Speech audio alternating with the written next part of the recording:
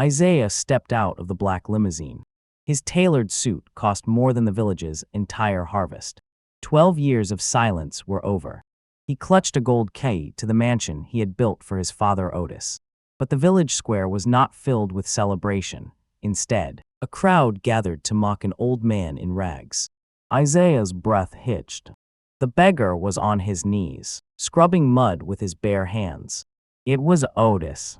Isaiah's knuckles turned white against the car door. He saw a rusted tin can beside his father. It was filled with sharp white stones, not coins. Why was a billionaire's father counting stones in the dirt? Otis looked up, but his eyes held no recognition. Only terror. Isaiah's world shattered. He realized poverty was just a mask for something much darker. Isaiah had spent 4,380 days dreaming of this moment. In his mind, the scene was always the same. He would drive through the village gates in a car that gleamed like a mirror. He would find Otis sitting on the front porch of their small wooden house, smoking his pipe. Isaiah would simply walk up, hand him the heavy gold key, and tell him his working days were over. He had visualized the pride in his father's eyes. He had felt the weight of the $100 bills he had sent back every single month for 12 years.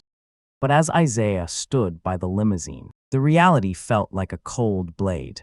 He adjusted the cufflink on his left wrist. It was solid gold, a symbol of everything he had become. Yet, looking at the man in the dirt, Isaiah felt smaller than he ever had as a child. He took a step forward, his Italian leather shoes crunching against the dry gravel. The crowd of villagers parted. They weren't looking at Isaiah with respect. They were looking at him with a strained, nervous pity. Otis didn't move. He kept his head down, his fingers trembling as he pushed a jagged white stone into the rusted tin can. Clink. The sound was hollow. Isaiah's eyes shifted to his father's feet. They were bare, the skin cracked and stained with the red earth of the village. Isaiah reached into his breast pocket and pulled out a small, laminated envelope. It was the last letter he had received from the village, dated only 2 weeks ago. Dear son, the letter read in familiar, night handwriting. The new house is beautiful. I am eating well. Your Uncle Leon is taking great care of everything. Isaiah looked from the letter to the scene before him. This wasn't the man who wrote those letters. He looked at Leon, who was standing on the steps of a nearby shop, wearing a silk shirt and a wide, predatory smile. Leon wasn't rushing to help Otis. He was checking his gold watch. Isaiah felt a chill that had nothing to do with the wind. He gripped the letter so hard the paper crinkled. If his father was here, begging in the mud, then who had been writing to him for over a decade? And more importantly, what had happened to the small fortune Isaiah had sacrificed his youth to build? Otis finally spoke, but his voice was a broken rasp. Please, sir, he whispered, not looking up. Don't take the stones. They're all I have left of him. Isaiah froze at his father's words. Left of him, Otis spoke as if Isaiah were a ghost. Isaiah dropped to his knees, ignoring the mud staining his expensive trousers. He reached out to touch his father's shoulder, but Otis flinched. The old man pulled the rusted tin can closer to his chest. He guarded those white stones like they were diamonds. Isaiah looked up at the crowd. The villagers were silent. Some turned their heads away. Others whispered behind their hands. Isaiah saw an old neighbor, Mrs. Gable, standing near a water pump. She used to bake bread for him when he was a boy. Now, she wouldn't even meet his eyes. She made a quick sign of the cross and hurried into her house, locking the door behind her. Uncle Leon, Isaiah shouted, his voice echoing through the square. Leon took his time. He stepped off the porch of the shop, his polished boots clicking rhythmically. He didn't look shocked. He didn't look guilty. He walked over and placed a heavy hand on Isaiah's shoulder. Isaiah, my boy, Leon said, his voice smooth and deep. You shouldn't have come without calling. The city has made you soft. You're seeing things that aren't there. My father is in the dirt. Leon, Isaiah pointed at Otis. I sent money. I sent thousands of dollars for his care. Where is the house? Where is the medical staff I paid for? Leon sighed a long, theatrical sound. He leaned in closer, his breath smelling of expensive cigars. Your father lost his mind years ago, Isaiah. He burned the monies. He threw the clothes you sent into the river. He says he's waiting for a son who died in the Great Fire. He doesn't know you. To him, you are just another stranger with a fancy car. Isaiah felt the blood rush to his face. He looked back at his father.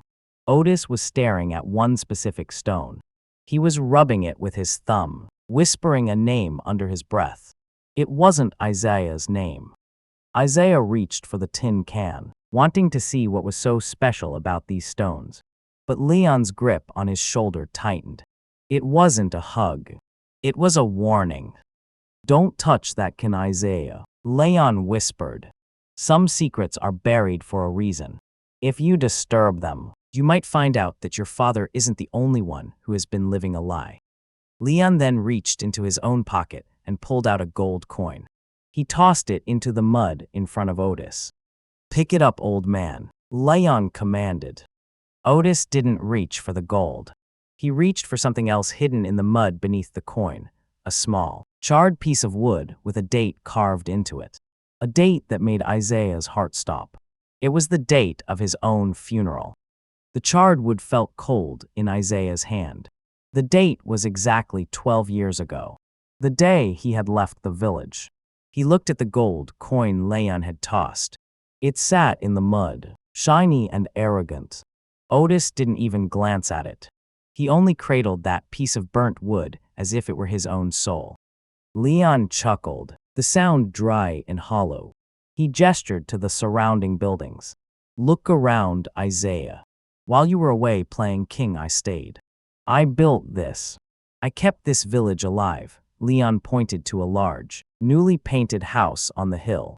It had marble pillars and a wrought iron gate. That's my home.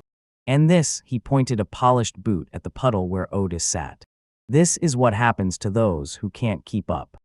Isaiah stood up. He wiped the mud from his hands onto his white silk shirt. The contrast was sickening. Isaiah was draped in wealth, but his father was wrapped in rags that were more gray than cloth.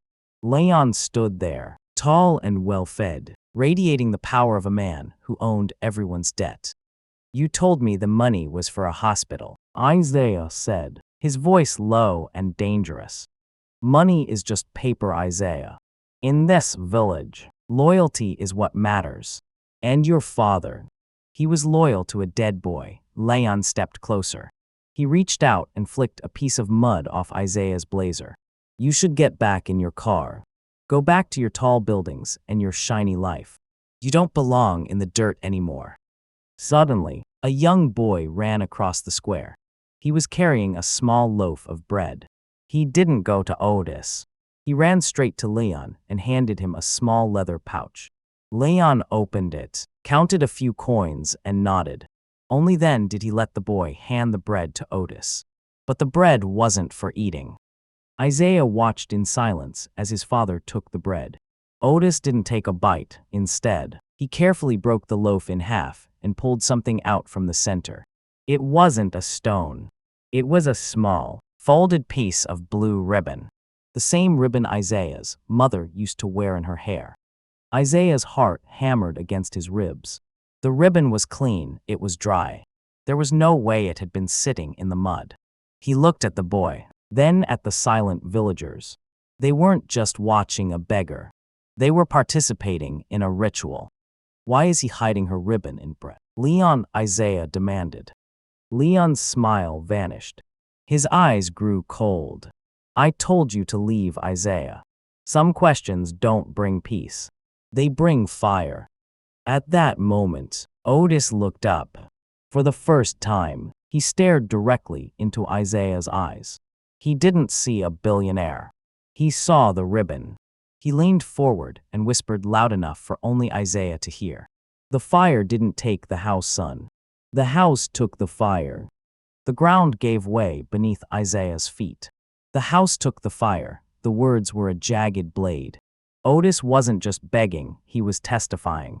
Isaiah looked at the blue ribbon in his father's trembling fingers. His mother had been wearing that ribbon the night the house burned down. They told him she died in her sleep. They told him the wires were old. Isaiah turned his gaze toward the mansion on the hill. Leon's mansion. He saw the intricate stonework. He saw the heavy oak doors, and then he saw it. Near the foundation of Leon's house, there was a single charred beam, painted over but still recognizable. It was the main support beam from Isaiah's childhood home. "You didn't just take my money, Leon," Isaiah whispered. "You took the bones of our house to build your palace." Leon didn't flinch. He didn't deny it. Instead, he whistled. 3 men in dark suits stepped out from behind the shop. They weren't villagers. They were outsiders, hired muscle with cold eyes. They moved toward Otis. One of them reached for the rusted tin can. "No!" Otis shrieked. He scrambled backward, clutching the can to his chest. He tripped over a rock, and the can flew from his hands. It hit the ground with a heavy metallic thud. The lid popped open. Isaiah expected more stones to spill out. He expected more mud. But what fell out made the entire village square gasp. A thick stack of uncashed money orders tumbled into the dirt. Every single one was signed by Isaiah. Every single one was for $1,000. But there was something else. Sticking out from the middle of the money was a small, silver locket. Isaiah's breath stopped. He had placed that locket inside his mother's casket 12 years ago. He had seen it go into the ground with her. Isaiah looked at the money orders, then at the locket, then at the grave dirt still clinging to the silver. He realized with a sickening jolt that his father hadn't been begging for food. He had been begging for a way to tell Isaiah that the grave was empty. Isaiah looked at Leon. The man's face had gone from arrogant to murderous. He stepped toward the uncashed money, his boot hovering over the silver locket. "Pick it up," Leon hissed to his men. "Burn everything's now." Isaiah stood over the locket, his shadow falling over Leon. The billionaire was gone. The sun had returned. Isaiah has just found his mother's locket in the mud, a locket that should be 6 feet underground. Stand with Isaiah as he uncovers this dark secret. Like and subscribe to see justice served. Where are you watching from today? London, New York, or maybe Lagos? Let us know in the comments. Isaiah shoved the first man aside before his hand could touch the locket. His movements were jagged, fueled by a panic he couldn't name. He scooped the silver locket from the mud. It was cold. It felt heavy. He brushed away the dark, damp earth clinging to the hinge. This locket had a dent on the back from when Isaiah had dropped it as a child. He felt the dent. His heart hammered against his ribs. How Isaiah breathed, his voice cracking. He looked at Otis, who was trembling so hard his teeth chattered. "Father, I put this in the ground. I put this with Mother." Otis didn't answer with words. He pointed a thin, shaking finger toward the village cemetery on the hill. Then he pointed at Leon. Otis pulled a small, tattered piece of paper from his pocket. It wasn't a letter. It was a receipt for a private excavation, dated just 3 days after Isaiah had left for America 12 years ago. Leon's boot clicked against the stones as he walked closer. He didn't look worried anymore. He looked hungry. "You were always too emotional, Isaiah," Leon said. His voice was a low growl. "You thought you were sending money to a living man. You were sending it to a memory. I just made sure that memory stayed profitable." Isaiah's vision blurred. He grabbed Leon by the collar of his silk shirt. The billionaire's restraint snapped. "Where is she, Leon? If the locket is here, where is my mother?" Leon lined ends, his eyes gleaming with a twisted satisfaction. "Ask the foundation of my house, Isaiah. Ask why the roses in my garden grow so red." The crowd gasped. Isaiah's grip tightened until Leon's face turned purple. But the men in suits moved in. One of them pressed something hard against Isaiah's ribs, a stun gun. A surge of electricity threw Isaiah to the ground. He landed in the mud beside his father. As Isaiah struggled to breathe, he saw Leon pick up the stack of money orders. Leon didn't put them in his pocket. He pulled out a lighter and flicked the flame. But before the fire could touch the paper, Otis did something no one expected.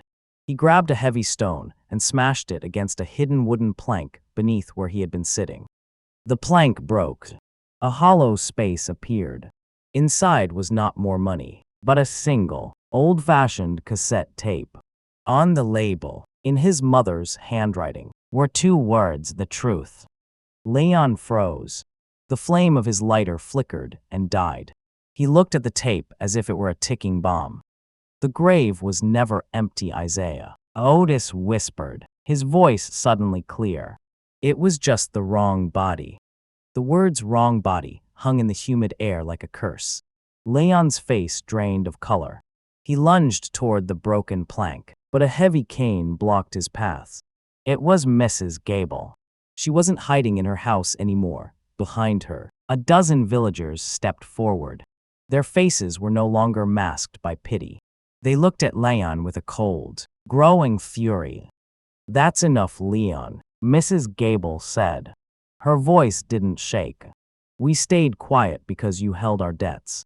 But we won't stand by while you desecrate a mother's rest." Leon straightened his silk tie and laughed. It was a sharp, jagged sound. "Debts. You think a few words from a crazy beggar will cancel what you owe me? This village belongs to me." He turned to the crowd, pointing a finger at Isaiah, who was still gasping for air in the mud. "Look at him. Your great hero returns. He didn't come to help you. He came to show off his suit while his father ate dirt." A woman from the crowd, carrying a young child, spat at Leon's feet. "Isaiah sent the money, Leon. We saw the mail truck every month. We saw you meet the driver at the crossroads. You told us Isaiah died. You told us Otis was a burden we had to tolerate." The pressure in the square was rising. Isaiah felt his father's hand on his arm. Otis wasn't looking at the crowd. He was looking at the cassette tape. His fingers were bleeding from smashing the plank, but he didn't seem to feel it. "Isaiah," Otis whispered, "the tape. It's not just a recording. There is a key inside the case." Leon heard him. He snapped his fingers, and his hired muscle moved in, shoving the villagers aside. One man grabbed Mrs. Gable and threw her to the ground. The piece was broken. Men began to shout. Stones were picked up from the earth. "Burn the tape," Leon screamed, his composure completely gone. "Burn the old man's shack. Burn everything." Isaiah forced himself up. His ribs screamed in pain, but he stood between the thugs and his father. He held the tape high above his head. He saw the black car of the local sheriff pulling into the square. But the sheriff didn't head for Leon. He parked his car right next to Leon's mansion and began unloading empty cardboard boxes. Isaiah realized then that the corruption didn't stop at Leon. The village wasn't just a home anymore. It was a crime scene. "You think the police will save you?" Leon sneered, watching the sheriff. "I pay his salary, Isaiah. Give me the tape, or your father won't survive the night." Otis pulled a small, silver whistle from his rags. He blew it once, a long, piercing note. From the shadows of the old church, 3 figures emerged. They weren't villagers. They were wearing tactical vests with "Federal Investigation" printed on the back. Leon's smile froze. He looked at Otis. The crazy beggar was standing perfectly straight. "The wrong body, Leon," Otis repeated. "Did you really think I was waiting for Isaiah? I was waiting for the warrants." Isaiah stared at Otis. The federal agents were moving fast, zip-tying Leon's hired men. But Isaiah's mind was anchored to those words, "I was waiting for the warrants." He looked at the uncashed money orders, scattered in the mud. Then he looked at the agents, who seemed to take orders from the man he thought was a helpless beggar. A dark, bitter seed took root in Isaiah's chest. He felt a sudden, sharp distance from the man he had just been crying over. The warrants, Isaiah's voice was barely a whisper. He stood up slowly. He didn't offer his hand to help Otis up this time. You were working with them. For how long? Otis didn't look at his son. He was focused on the agents. 3 years, Isaiah. It took 3 years to build the case against Leon's network. Isaiah felt the blood boil in his veins. 3 years. For 3 years, his father had played the part of a beggar. For 3 years, Isaiah had been sending money into a black hole, worrying himself sick, working 18-hour days in the city to ensure his father's luxury. You let me believe you were dying, Isaiah said. He stepped back, his expensive shoes splashing in a puddle. I sent thousands. I skipped my own meals some months to make sure your medical bills were paid. And you were just playing a role. It wasn't a play, Isaiah, Otis said, finally looking up.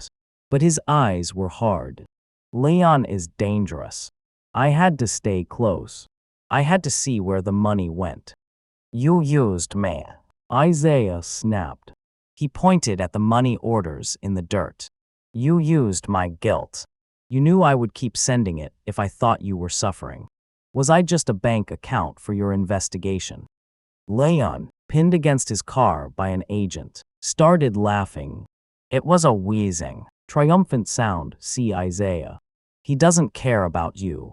He's a hero now, a martyr. And you're just the fool who paid for the sting operation. Isaiah looked at the cassette tape in his hand. If the investigation was so thorough, why was this tape hidden under a floorboard? He gripped the plastic case. He felt something rattle inside, not a key. Something smaller. Isaiah turned away from Otis. He headed toward his limousine. He didn't want to hear about warrants. He wanted to know why his father had chosen a badge over a son. Isaiah, wait, Otis called out. Isaiah didn't stop. He sat in the back of the car and slammed the door. He looked at the tape one more time. He realized the label, The Truth, wasn't written for the police. It was a message from his mother, hidden from Otis too. As the car pulled away, Isaiah saw a figure standing in the window of Leon's mansion. A woman with a blue ribbon in her hair. She wasn't a ghost. And she wasn't alone. Isaiah didn't look back. He signaled the driver to start the engine. The gravel crunched under the heavy tires as the limousine began to move. Outside the tinted window, he saw Otis standing alone in the mud. The old man looked small. His hands were reaching out, but Isaiah felt nothing but a cold, burning resentment. Drive faster, Isaiah commanded. He clutched the gold key in his hand, the key to the mansion that was supposed to be a sanctuary. He looked at it and threw it onto the floor mat. It was worthless now. Everything was a lie. His father wasn't a victim, he was a strategist. Isaiah felt like a pawn in a game he never agreed to play. He opened the cassette tape case. He expected a tape, but instead a small, jagged piece of a photograph fell out.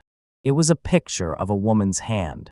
She was wearing a wedding ring Isaiah recognized instantly. But the hand was resting on a child's shoulder, a child who wasn't Isaiah. His phone buzzed. It was a message from an unknown number. You left too soon, Billionaire. Your father isn't the only one with a secret badge. Look at the tape. Isaiah pulled the actual tape out. He noticed something scratched into the plastic casing. A set of coordinates. They didn't lead to the village square. They led to the old coal mines 3 miles away. He looked at the driver. Change of plans. Head to the North Ridge, now. As the car sped away, Isaiah saw the federal agents loading Leon into a van. But Leon wasn't shouting anymore. He was smiling. He leaned toward Otis and whispered something that made the old man freeze. Otis dropped his radio. He looked toward the limousine with a face full of pure, unadulterated terror. Isaiah reached for the door handle. He wanted to jump out and demand answers. But the car was moving too fast. He looked at the fragment of the photo again. He turned it over. On the back, written in his mother's elegant script, were the words, "He thinks I'm under the foundation." Don't tell him where I really am. Isaiah's blood ran cold. He could be Leon, but he could also be Otis. He realized then that the woman with the blue ribbon in the window wasn't a prisoner.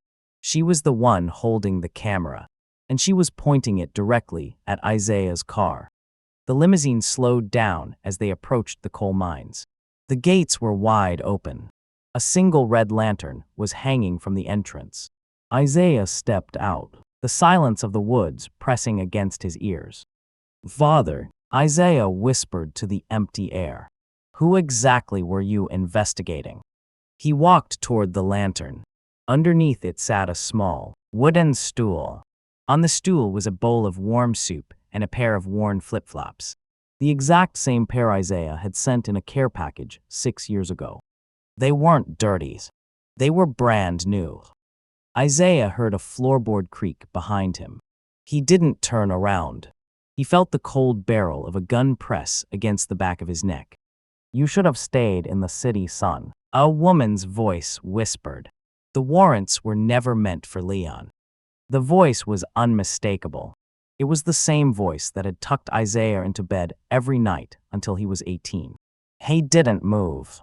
He couldn't. The gun barrel remained steady against his neck. Isaiah looked down at the flip-flops. They weren't just new, they were positioned exactly as if someone had just stepped out of them. Mother Isaiah's voice was a broken thread. The woman didn't lower the weapon. "Don't call me that, Isaiah. Not after what you brought back to this village. You brought the monies. You brought the attention. You brought the wolves." Isaiah's knees buckled. He fell onto the wooden stool, nearly knocking over the bowl of soup. It was still steaming. The smell of thyme and chicken filled the cold mine entrance. It was her recipe. "Leon is in handcuffs," Isaiah stammered. "Father is working with the agents. It's over. We can go home." A harsh, bitter laugh erupted from the shadows behind him. The woman stepped into the light of the red lantern. Her face was lined with age, and her eyes were hard like flint. She wasn't wearing the blue ribbon anymore. It was tied around the grip of her pistol. "Leon was a distraction, Isaiah," she said. She gestured to the dark tunnels of the mine behind her. "He was a small man with a big ego. He took your money to build a house. But your father took your money to build a kingdom. Who do you think owns the equipment in these mines? Who do you think Leon was paying for protection?" Isaiah's heart felt like it had been hollowed out. He looked at the fragment of the photo in his hand. The wedding ring, the child. "The warrants," Isaiah whispered, the realization hitting him like a physical blow. "They weren't for Leon. They were for Otis. Otis isn't an agent, Isaiah. He's the target." He played the beggar so the feds would look at Leon instead of him. "And you were the perfect cover. The successful son sending money to a poor, dying father." Suddenly, the sound of heavy engines roared from the ridge above. Dozens of headlights cut through the darkness, sweeping over the mine entrance. Isaiah saw the black vans, but they weren't federal agents. They were Leon's men, the ones who hadn't been zip-tied. And leading them was Otis. The old man wasn't wearing rags anymore. He was wearing a dark tactical jacket. He stepped out of the lead vehicle, holding a radio. He looked at the mines, then at Isaiah. He didn't look like a father. He looked like a hunter. "The tape," Isaiah, his mother hissed, her voice urgent. "Give me the tape. It's the only thing that proves I'm still alive." Isaiah looked at the cassette tape. Then he looked at the army approaching. He was caught between a mother with a gun and a father with a private militia. "Why did you leave me?" Mother Isaiah asked, his eyes filling with tears. She looked at the approaching lights. "Because I found out what was under the foundation of our old house. And it wasn't bones. It was the gold, Isaiah. The gold your father stole before you were even born." A speaker blared from the ridge. Otis's voice boomed through the trees. "Son, step away from the woman. She's been dead for 12 years. Don't let a ghost lead you into a hole you can't climb out of." Isaiah stood paralyzed as the headlights bleached the world white. The beggar and the ghost were staring at each other through him. He looked at the cassette tape in his hand. It felt heavy, like a light weight. His mother's hand tightened on the gun. His father's boots crunched the gravel as he descended the ridge. The gold, Isaiah, his mother whispered, her eyes never leaving Otis. The fire wasn't an accident. He said it to hide the fact that the vault beneath our floorboards was empty. He needed the insurance. He needed the village to think we lost everything. Otis stopped 10 feet away. He signaled his men to lower their weapons, but they stayed in a tight semicircle. He looked at Isaiah, his face a mask of weary command. Isaiah, listen to me. That woman is not your mother. Your mother died in my arms 12 years ago. This is Leon's sister. She's been playing this game since the day you left. Isaiah's head spun. He looked at the woman beside him. She had the same mole on her neck, the same scar on her thumb from a kitchen knife. Then he looked back at the uncashed money orders in his father's jacket pocket. If she's a stranger, Otis, then why did you spend 3 years begging in the mud? Isaiah shouted. Why didn't you just use your army to find her? Otis took a step forward. He reached into his tactical vest and pulled out a small, charred locket. It was the exact same silver locket Isaiah was holding. 2 lockets, one from the mud and one from Otis's pocket. The one in your hand is a fake son, Otis said. It was planted to lead you here, to this mine. Isaiah flipped the tape over. He saw a tiny needle-sized hole in the corner of the plastic. He pressed his fingernail into it. The casing didn't just open, it slid apart. Inside was not a magnetic tape, but a high-capacity memory drive and a DNA test result from a laboratory in the city. Isaiah scanned the document by the red light of the lantern. His breath stopped. The DNA on the paper matched his own, but it wasn't for the woman standing next to him. It was for a body found in the coal mine 6 months ago. The wrong bodies, Isaiah whispered. He looked at the woman's. If you aren't my mother, and the body in the mine is, then who is in the grave? The woman smiled, but it wasn't a mother's smile. It was a predator's. She lowered the gun from Isaiah's neck and pointed it at the ground. She kicked a loose stone away, revealing a heavy iron ring bolted to the mine floor. Ask your father what he did with the real gold, Isaiah, she said, and ask him why he's been paying the village to keep the cemetery gates locked every Friday night. Suddenly, the red lantern flickered and died. In the total darkness, Isaiah heard a heavy iron door screeching open beneath his feet. He felt a hand grab his collar, but it wasn't his mother's. It was the driver of his own limousine. Isaiah felt the driver's hand yank him back just as the ground gave way. The iron door beneath him swung wide, revealing a dark stone staircase leading deep into the earth. The billionaire scrambled to his feet, his heart racing with shame. He looked at Otis, who was now lunging forward, not to attack, but to keep Isaiah from falling. Isaiah's anger evaporated. He saw the tears in his father's eyes, the same eyes that had looked at him through the mud and rags back at the village square. He realized now that every time he had judged Otis, every time he had felt superior in his tailored suit, he was insulting a man who was literally guarding a nightmare to protect him. I'm sorry, Isaiah whispered, his voice thick with regret. Father, I didn't see it. I didn't see any of it. Otis grabbed Isaiah's arms. There's no time for apologies, son. They've been using your money orders to fund the air filtration for what's down there. Leon wasn't just building a mansion. He was building a prison. The woman, Leon's sister, stepped back into the shadows of the tunnel entrance. She didn't fire her gun. Instead, she threw a small, black remote toward the iron door. It beeped twice. Isaiah looked at the DNA report again. If the body in the mine was his mother, then Otis hadn't been begging for money. He had been begging for a miracle. He had been waiting for Isaiah to return with the resources and the legal power to open this specific door, a door Otis couldn't touch without triggering a self-destruct sequence. Isaiah reached into his pocket. He pulled out the gold key to the mansion he had built for Otis.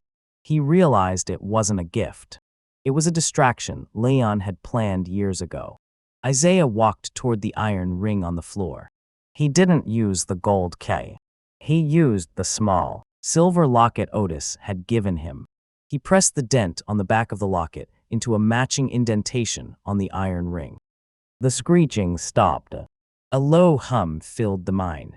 "You stayed in the mud to keep them from looking down here," Isaiah said, looking at his father's battered hands.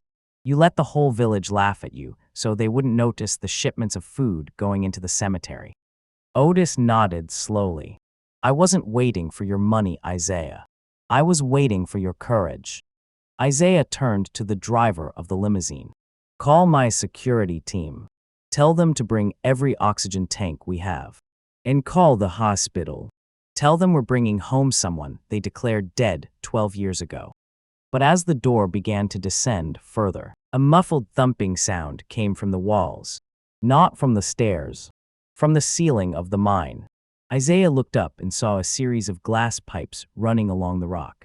They were filled with a strange, glowing blue liquid. "What is that?" Isaiah asked.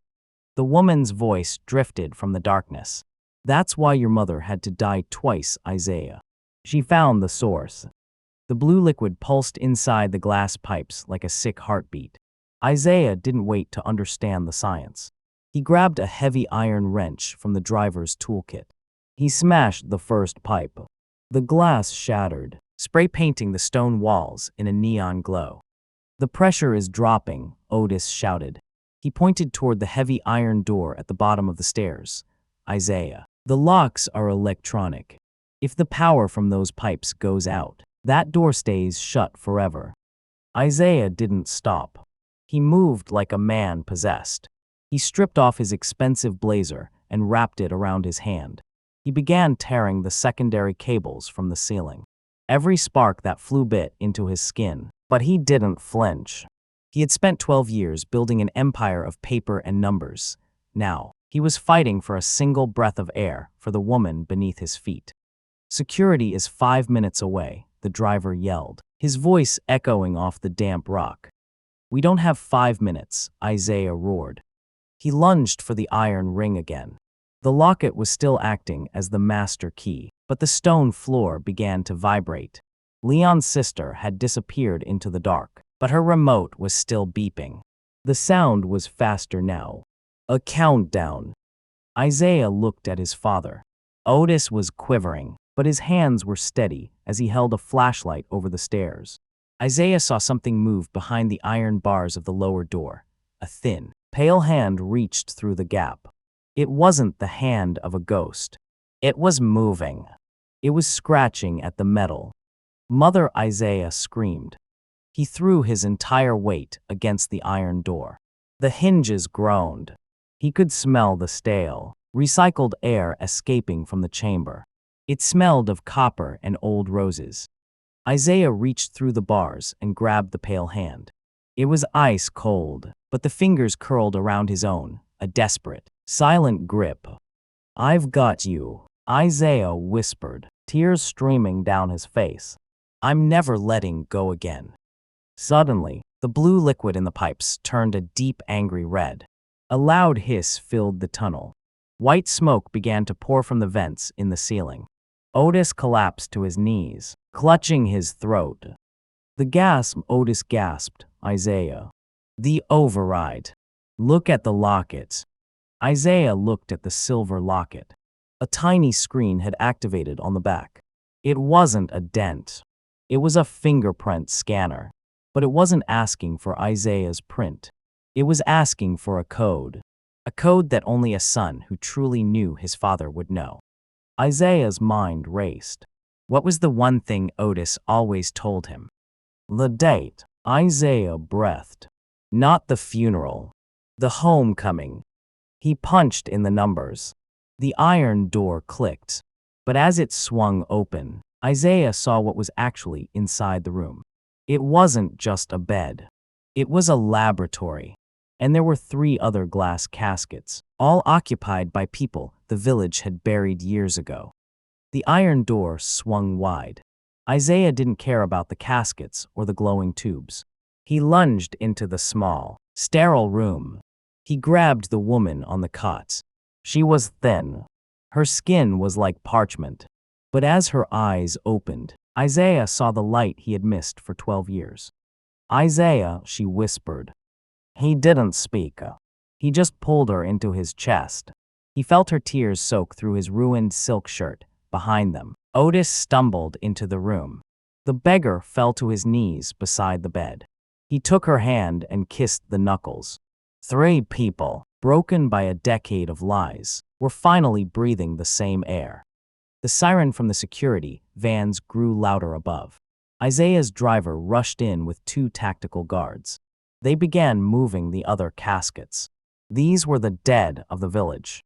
People Leon had used as test subjects for his illegal medical trials, funded by Isaiah's own money. Isaiah stood up. He looked at Leon, who was being dragged toward the mine entrance in handcuffs. The billionaire didn't feel rage anymore. He felt a cold, sharp clarity.